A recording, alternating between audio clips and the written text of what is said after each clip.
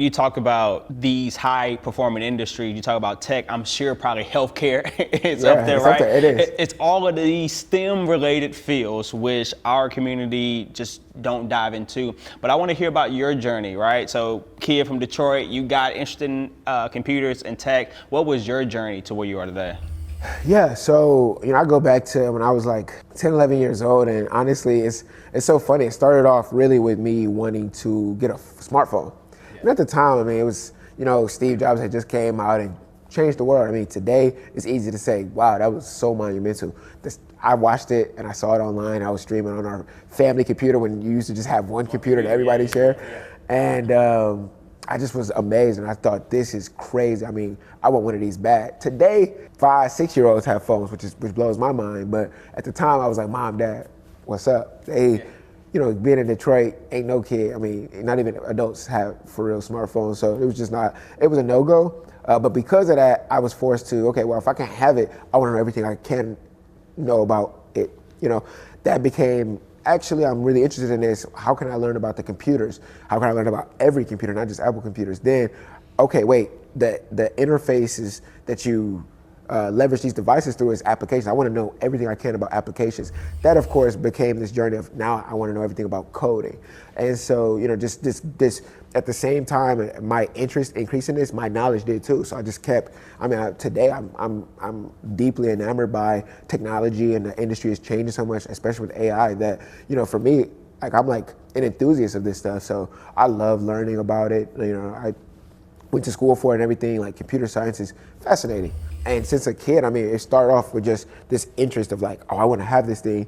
Now I have like every Apple device in the world. But at the time, it just boiled down to, how can I, learn about it? And that's been a journey of, it's been a crazy journey because I felt like an anomaly then, and through my journey to today, feeling like an anomaly in high school, AP computer science, feeling like an anomaly when I made it to college, I'm in computer science.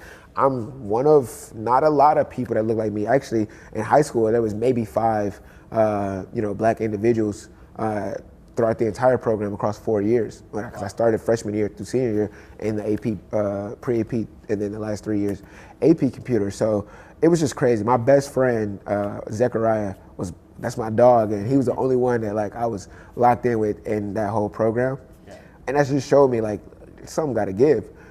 So the journey continued from there, which was like this, okay, this is crazy. Why don't we exist in this? And started to think about that a little deeper. What's the remedy for it? Well, we need examples. We don't have examples. I ponder, everybody that's listening to this podcast to think of, all of the technology that you use. Think of the big technology companies, technology runs the world, and think about how many black individuals are at that CEO level or at any of the C-suite level. You'd be hard pressed, and I'd be shocked if, if anybody could come up with one on the fly. You'd have to really think about it.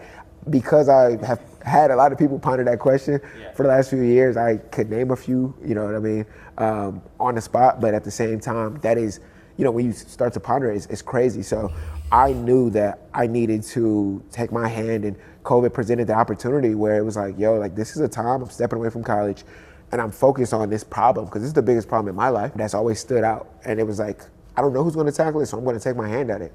That journey, that was 4.5 years ago, the journey started of being, this nonprofit entrepreneur.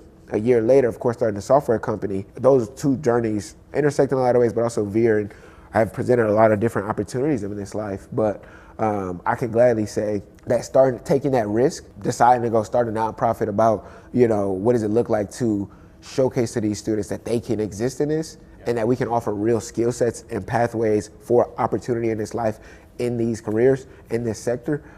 It's been just so rewarding immediately, but also, and all the words that come along with that gratification, all of these things, it's amazing. But when you look at the pure impact, 7,500 kids across 4 years, we're in multiple major cities, you just start to say, okay, wait, we've had a good start. Now what does it look like to, over the next 50 years, execute? Scale that execution, and the next million millionaires that look like us, hopefully, many of them can say bridge the gap. Yeah.